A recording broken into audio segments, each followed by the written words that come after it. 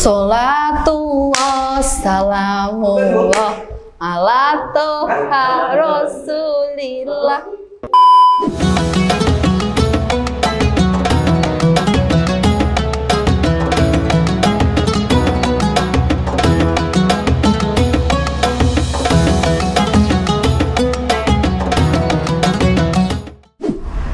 Assalamualaikum warahmatullahi wabarakatuh. Kembali lagi tentunya bersama El Ilita Atalita di Spesialis Ternak Solusi Para Peternak. Kali ini episode yang berbeda. Kita akan mengulas mengenai dampak cemaran jamur atau mikotoksin pada pakan atau bahan bakunya dan gimana sih pengendaliannya. Nah, ini banyak nih peternak yang mengeluh tentang hal ini. Tentunya kita akan mengulas lebih lanjut setajam silet. Waduh. Dan bersama narasumber kita Mbak Cantik. Mbak Cantik sehat? Alhamdulillah harus sehat ya. Alhamdulillah. Mbak Lita gimana kabarnya? Sehat dong, tetap. Sehat dong, harus meskipun sehat, sedikit ya. butuh berlibur. Waduh. Oke. Tapi nggak apa-apa, tetap ya. Kita harus. kembali ke benang merah ya Mbak Cantik. Langsung aja supaya tes buat gitu loh. Ya. Mengenai cemaran jamur. Ini ngomong-ngomong soal itu, cemaran jamur ini apa ini Mbak Cantik? Apa sih cemaran jamur ya nggak sih? Apakah jamur enoki? Waduh. Jamur kuping? Waduh, enak tuh di sebelah. Bukan ya, ini bukan jamur-jamur yang kita konsumsi ya. Iya. Aduh, kalau tumbuh di pakan kita yang suka ya. Kita masak nanti. Iya. Oke, jadi memang di sini tuh seringkali cemaran jamur atau mikotoksin ini tuh dikesampingkan oleh peternak. Jadi bukan perihal yang utama, bukan menjadi nomor satu yang harus diperhatikan. Itu seringkali di lapangan seperti itu. Karena memang di sini faktanya tuh peternak lebih cenderung ini ya Kalita ya, lebih cenderung memperhatikan penyakit-penyakit yang memang dari virus ya, dari bakteri yang sebelumnya udah kita bahas. Nah, kalau dari jamur itu kan kita baru pertama kali ya, ini kita bahas dari jamur. Jadi memang jamur kan jamur tuh yang kayak gimana sih, yang gimana, apakah ada bentuknya, kan di sini peternak kan juga nggak tahu kan ya. Sama seperti virus atau bakteri, di sini juga tidak bisa dilihat secara langsung, tapi dampaknya, efeknya ya itu bisa dirasakan oleh peternak. Begitu juga ini infeksi atau tercemar oleh jamur ini dampaknya juga akan dirasakan oleh peternak. Pasti juga menimbulkan kerugian. Maka dari itu kita pilih topik di mana dampaknya ini gimana sih, dampak mikotoksin ini bagi peternak ayam itu kayak gimana. Nah, kalau dari cemaran jamur sesuai dengan namanya cemaran jamur, berarti di sini itu jamur di sini tumbuh pada pakan atau bahan baku pakan, ya nggak? Berarti di sini bahan baku pakan atau pakannya ini memang sudah tercemar oleh jamur. Jamur di sini tumbuh. Ketika jamur di sini tumbuh, emang jamur kalau tumbuh dapat mengakibatkan apa sih? Kok efeknya sampai kayak gitu kan? Kayak gitu nggak sih? Nah, ternyata di sini itu ada beberapa jenis jamur yang memang di sini itu metabolisme sekundernya atau hasil sampingnya ini tuh berupa toksin atau disebut dengan racun Kalita. Maka dari itu disebut dengan mikotoksin. Toksin itu adalah racun, mikotok itu adalah jamur. Jadi racun dari jamur. Kayak gitu ceritanya. Jadi di sini tuh memang ada di sini beberapa jenis jamur yang menghasilkan racun gitu. Meskipun dari beberapa jenis jamur di sini tuh kadar konsentrasi jamur yang dihasilkan itu pasti juga berbeda-beda. Nanti kita akan bahas yang paling sering itu jamur apa sih dan bentuknya gimana sih? Kan kayak gitu ya. Itu. Benar. Nah, selain itu nih Kalita, ternyata mikotoksin atau racun dari jamur hasil metabolisme sekunder, hasil samping yang dihasilkan, dia itu bersifat stabil. Maksudnya bersifat stabil tuh kayak gimana? Misal gini, ketika kita memproses bahan baku pakan, memproses pakan, kan biasanya dalam proses kan ada yang namanya pemanasan. Nah, untuk menghilangkan mikroorganisme yang mungkin dapat berdampak pada pakan. Contohnya yaitu tadi mikotoksin. Nah, ternyata mikotoksin ini tadi melalui pemanasan di sini jamurnya itu dapat mati. jamurnya mati, tapi mikotoksinnya ini, ini tetap ada gitu. Jadi mungkin yang terjadi itu bukan menghilangkan ya, tapi meminimalisir. Biar konsentrasinya itu rendah gitu. Ketika masuk ke ayam nggak banyak banget gitu. Akhirnya dampaknya ditimbulkan juga nggak akan berlebih kayak gitu sih Kalita. Mbak Cantik, tadi kan sempat disinggung bukan jamur enoki, bukan jamur kancing, bukan yang lain sebagainya. Terus jamur yang gimana nih? Ngomong-ngomong jamur, Kalita suka jamur yang gimana sih? Aku sih suka yang enoki. Di seblak enak ya. Kalau lihat mukbang gitu, ini ya crunchy.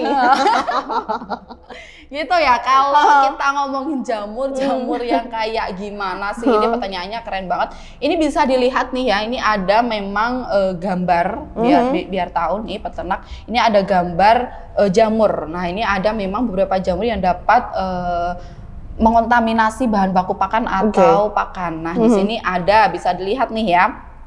Di sini ada jamur Aspergillus flavus. Nah, ada jamur Aspergillus paraticus dan juga ada jamur-jamur lainnya. Nah, kalau menurut beberapa para ahli nih, Kalita di sini tuh menyatakan bahwa sudah lebih dari 300 jenis ya. 300 jenis mikotoksin yang sudah teridentifikasi. Nah, yang paling yang paling sering atau yang paling banyak yang mendominasi, mengontaminasi bahan baku pakan atau pakan di sini adalah jenis aflatoksin jamurnya. Ini bisa dilihat di sini ya. Ternyata aflatoksin di sini tuh juga berkembang biaknya di Indonesia itu juga termasuk paling banyak gitu. Karena memang di Indonesia kan negara tropis ya, dan cepet banget kita tidak bisa menghindari yang namanya apa itu jamur karena memang curah hujannya tinggi, kelembapannya tinggi. Di sini juga akan mempermudah si jamur ini berkembang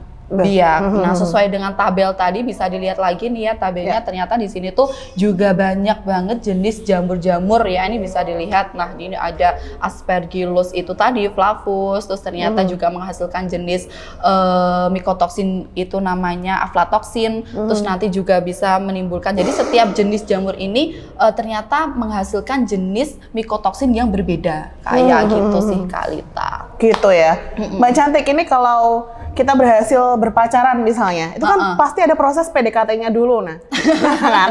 Lah kalau si jamur ini, itu proses PDKT-nya sampai bisa menjajah si pakan, itu prosesnya gimana? Awal mulanya kok bisa ini ya, kok bisa mengontaminasi itu seperti apa awal mulanya? Kalau berdasarkan tempat timbulnya atau tempat mengontaminasi jamur ini ke pakan atau bahan baku pakan, di sini tuh dapat dibedakan menjadi dua, yaitu storage mycotoxin sama off-field mycotoxin. Nah, sesuai dengan namanya storage, berarti dia di sini jamur di sini mengontaminasi di penyimpanan, pada tempat penyimpanan. Kalau di field mycotoxin berarti di sini jamur di sini masuknya atau mengontaminasinya itu sudah dari ladangnya, dari tanamannya, dari jagungnya, bahan baku pakannya gitu. Jadi ketika kalau berdasarkan tempat timbulnya, kalau di ladang, nah di tanaman, di ladang ini sudah ada juga yang sudah terkontaminasi oleh jamur Kalita gitu. Namanya itu jamur fusarium kalau nggak salah. Kalau yang dari tempat penyimpanan yang paling sering itu, yang paling dominan di sini adalah jamur Aspergillus, yaitu Aspergillus flavus. Itu hasil mikotoksinnya itu namanya itu kalau nggak salah itu aflatoksin gitu. Jadi memang di sini tuh kalau dibedakan berdasarkan tempat timbulnya itu juga jenis jamurnya juga berbeda gitu. Yang paling sering yaitu tadi sih Aspergillus sama Fusarium gitu. Kalau faktor penyebabnya di sini tuh banyak banget. Kenapa sih kok bisa mengontaminasi jamur tuh kan identik lembab ya. Dia baru keluar. Dia baru berkembang biak. Jamur-jamur lainnya tuh sebenarnya tuh sama aja ya. Semua jamur tuh pada dasarnya tuh sama cara berkembang biaknya ya. Dan kita pada dasarnya yang pertama pada dasarnya nih Kalita, Indonesia itu kan negara tropis. Kembali lagi, kalau negara tropis pasti kan curah hujan tinggi, lembab, ya enggak sih? Terus selain itu kelembapannya juga tinggi. Nah di sini ya Kalita, di sini itu mengakibatkan jamur itu cepat untuk berkembang biak gitu. Jadi kita tidak bisa menghindari hal seperti itu ya, karena pada dasarnya di Indonesia itu sangat mudah sekali untuk jamur itu untuk tumbuh kayak gitu. Terus yang kedua, kenapa sih kok bisa jamur ini tuh mengontaminasi kembali lagi? Karena jamur itu suka lembab, kembali lagi ke bahan baku pakannya atau pakannya ini memiliki kadar air yang tinggi. Nah, terus kadar air berapa sih yang seharusnya ini dapat dilakukan penyimpanan pada bahan baku pakannya, yaitu pada kadar air kurang dari 13-14%. Terus kita mengetahuinya gimana sih 13-14%? Sebenarnya kalau dilihat secara langsung, kalau peternak atau supplier atau orang yang sudah mengetahui secara ini ya, sudah menjadi kebiasaan, mungkin dilihat secara langsung aja, ini sekitar segini. Tapi kalau yang awam bagaimana? Ini bisa dilihat nih, ini ada alat untuk mengukur kadar air pada bahan baku pakan. Itu juga ada alatnya kayak gitu, bisa dilihat. Nah, selain kadar air di sini juga ada dari kualitas biji. Waduh, ini bahan baku pakan kan berarti di sini identik dengan biji-bijian ya, atau jagung lah contohnya. Misal kalau jagung di sini itu udah pecah-pecah, nah dari sananya udah pecah, terus udah rusak lah, atau dari sananya udah terkontaminasi lah. Nah berarti di sini kalau udah pecah, udah terkontaminasi, udah rusak, berarti di sini, nah jangan dilakukan penyimpanan yang begitu lama. Nah harus segera diolah gitu. Takutnya kalau udah pecah, udah rusak, ini juga akan menjadi tempat untuk perkembangbiakannya si jamur. Jadi kulakan habis gitu ya Kak. Jangan nyetok jangan nandon ya. Jangan nandon. Bahasanya itu ya. Terus selain udah tadi, karena pada dasarnya Indonesia negara tropis, terus yang kedua tadi kita harus tahu kadar airnya, terus juga harus memastikan kualitas dari biji-bijinya.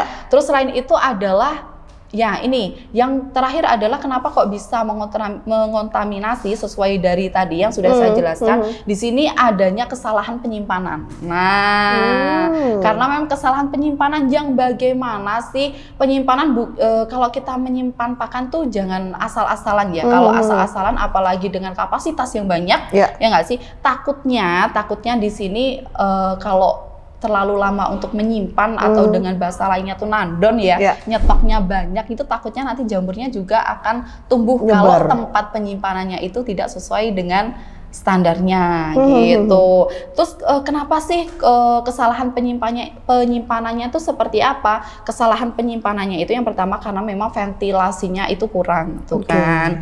Takutnya lembab, tidak ada sirkulasi ya, tidak ada sirkulasi udara di situ. Terus selain itu tempatnya lembab, entah itu karena kebocoran atap atau apalagi musim hujan seperti ini. Itu selain itu karena tidak menggunakan palet.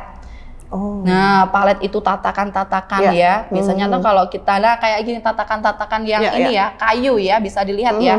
Nah, tatakan kayu itu juga penting banget karena supaya bahan baku pakan ini tidak langsung terkena ke lantai. Kalau kena lantai langsung di sini juga akan cepat lembab. Kalau lembab jamur juga akan tumbuh. Kayak bawahnya harus ada kolongnya. Harus ada kolongnya. Terus yang kedua, yang terakhir yaitu jangan sampai di sini pakannya itu mepet ke dinding. Jadi harus ada itu ya. Sekatnya. Nah, kalau udah sekatnya kan juga sirkulasinya juga akan bagus. Bawah ada kolongnya, ada sirkulasinya, samping juga ada sirkulasinya, tempat penyimpanannya juga ada ventilasinya. Mbak Cantik lanjut ya. Ini kalau dampaknya dari pakan yang sudah tercemar jamur itu apakah sama kayak kita kalau makan jamur nih, Mbak Cantik? Kayak sakit perut, apakah sama dengan ayam-ayam itu Kak Cantik? Oke, sebenarnya sama ya. Ini kan istilahnya dampak dari atau efek dari serangan mikotoksin. Di sini kan namanya mikotoksikosis atau dengan istilah lain adalah keracunan. Karena di sini kan racun dari jamur di sini kan masuk ke dalam tubuh ayam. Sama seperti kita racun masuk ke dalam tubuh kita namanya keracunan. Di sini juga ayam di sini disebut dengan nama lain adalah keracunan atau mikotoksikosis. Di sini dampaknya kalau kita lihat lain dampaknya ya, belum ke ayamnya ya. Di sini kita lihat dampak dari bahan baku pakan. Di sini bahan baku pakan atau pakannya di sini nutrisinya akan menurun. Karena sudah tercemar oleh mikotoksin. Nah, itu dari sisi pakan dan bahan baku pakan. Kalau sisi lain dari si ayam, di sini jelas ketika nutrisi pakan atau bahan baku pakannya sudah tercemar oleh jamur atau sudah tercemar oleh mikotoksin, di sini akan menurun. Kalau sudah menurun ketika dikonsumsi oleh ayam, nah di sini kan berarti nutrisi yang masuk ke dalam tubuh ayam kan ini ya berkurang ya, tidak sesuai standarnya yang awal tadi. Nah, kalau nutrisinya berkurang, pasti di sini performa produksi ayam di sini juga akan menurun. Entah itu dari produksi telur ya enggak, performa ayam pedaging atau dari dagingnya ini sih juga akan menurun. Kalau sudah menurun, tidak mau makan, nafsu makan nurun, pasti ini juga akan menurun imunosupresi atau imun tubuh si ayam. Nah, ketika imun si tubuh ayam ini menurun, pasti juga akan menyebabkan penyakit lain masuk. Nah, di sini disebut penyakit sekunder. Entah itu dari bakteri, virus, di sini juga akan masuk karena kondisi tubuh ayam dalam keadaan tidak fit. Kita kan juga seperti itu. Kalau kita imun kita, tubuh kita menurun, pasti kita juga gampang terserang oleh bakteri. Nah, seperti pilek, flu atau dan yang lainnya. Kayak gitu sih Kalita. Dan ketika semua itu terjadi, pasti juga akan dampaknya juga bisa mengakibatkan kematian ketika kadar konsentrasi pada mikotoksin ini tinggi yang masuk ke dalam tubuh ayam. Kalau sudah kayak gitu pasti peternak juga akan rugi kayak gitu sih. Dan bisa dilihat ini Kalita, ini ada gambar. Nah, di sini ada efek-efek ya atau dampak dari beberapa jenis mikotoksin yang dapat menimbulkan dampak yang cukup serius pada si ayam.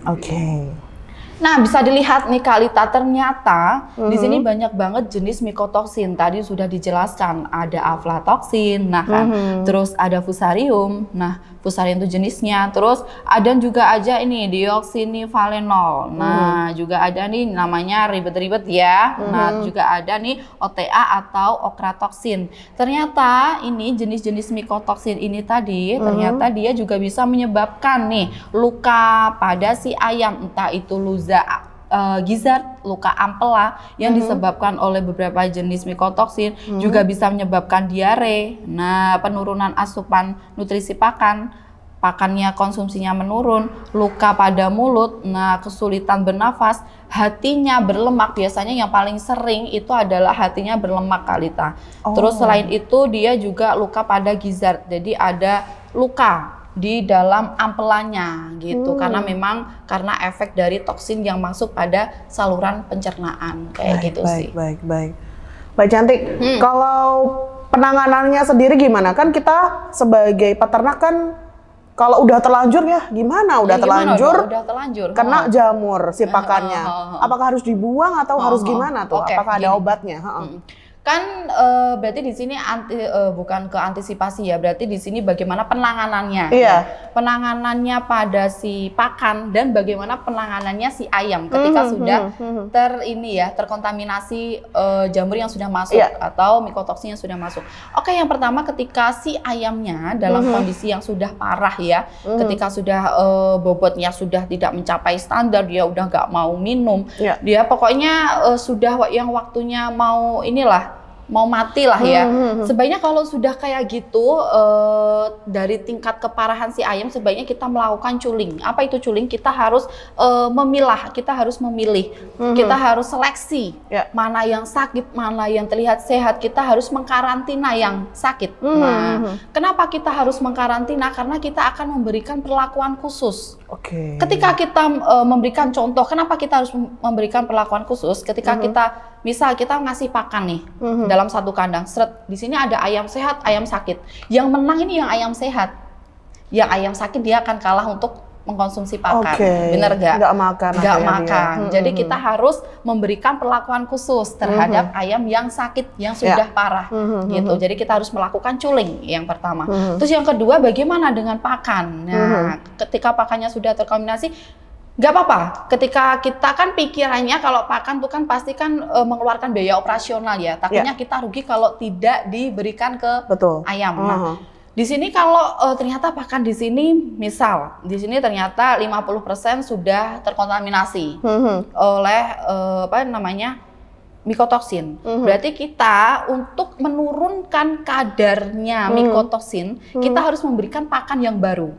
Kita campur lagi pakan yang baru supaya konsentrasinya menurun. Oh gitu. Gitu caranya Kak Lita. Setelah kita campur dengan pakan yang baru, itu bisa langsung diberikan ke ayam, jangan ditimbun lagi. Nah, takutnya kalau kita timbun lagi, dia akan berkembang biak lagi, gitu Kak Lita caranya. Oh gitu ya Kak, justru terus, enggak ini ya. Tapi sebaiknya kalau itu kan kita dalam perhitungan operasional. Kalau sebaiknya dalam kesehatan kan jangan diberikan. Tapi kalau kita kembali lagi ke biaya operasional, ya caranya seperti itu. Oke. Terus selain itu, bagaimana dong kalau mikotoksinnya kan, kita kan mikirnya mikotoksinnya kan masih ada gitu kan. Dikasih ke campuran pakan baru kan tapi masih ada. Nah ini gimana dong caranya? Kita kasih yang namanya toksin binder atau anti-toksin, jadi anti racun. Nah, kita juga punya produknya Kak Lita, gitu. Tapi di sini nggak ada sih ya. Ini ini di demonya tidak ada. Jadi kita bisa lihat nih gambarnya ya. Jadi di luaran sana di pasar itu juga banyak banget ya yang menjual anti-toksin atau toksin binder dari berbagai merek. Tapi kita juga bisa, kita juga ada dan di sini juga bisa dibeli di website atau di Shopee. Di Shopee Podomoro Poultry Equipment gitu.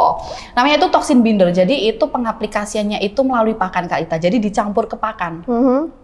Jadi kan udah nih, kita udah kasih kan tadi pakan baru, kita kasih toksin binder. Toksin binder kan pengikat toksin, pengikat racun. Ketika kita udah memberikannya sesuai dosis, sesuai pada dosis pada kemasan, ketika kita berikan ke ayam, di sini toksin bindernya akan mulai bekerja. Mulai bekerja gimana? Dia akan menonaktifkan mikotoksinnya itu tadi. Nah, supaya tidak aktif dan akhirnya dia terbuang bersama feses atau kotoran kayak gitu. Jadi memang ada antitoksinnya ya. Kayak gitu. Terus selain itu juga bisa diberikan premik. Kenapa kok bisa masuk premik? Nah, karena premik di sini tuh kan termasuk nutrisi tambahan yang lengkap ya. Bisa dilihat nih Kak Lita ya. Kita juga udah produknya. Di sini ada premik. Di sini kan kita ketahui bahwa pakan atau bahan baku pakan yang sudah tercemar mikotoksin, di sini nutrisinya akan menurun. Maka dari itu kita harus memberikan nutrisi dari luar. Nah, kita memberikan nutrisi dari luar berupa premik, di mana dia sudah paket komplit. Nah, ada enzimnya, ada asam amino, ada multivitaminnya untuk meningkatkan daya tahan tubuh, dan ada antitoksinnya, gitu. Jadi di premik di sini itu juga ada antitoksinnya, gitu. Jadi antitoksin ini dapat diperoleh dari premik atau dari antitoksin sendiri, gitu. Jadi memang ada produknya ya Kak Lita ya, seperti itu. Dan ternyata ini bisa dilihat premiknya di sini, ini kalau yang saya pegang ini ada untuk aplikasi air minum. Lebih mudah. Nah, gak usah ribet-ribet campur pakan. Kalau pengen campur pakan ada. Kita juga ada nih ya produknya, bisa dibeli di website dan di Shopee Podomoro Poultry Equipment. Tenang aja di sini, kalau di sini kan untuk ayam pedaging ya. Di sini juga menyediakan untuk ayam petelur gitu kali Pak. Jadi tak perlu khawatir.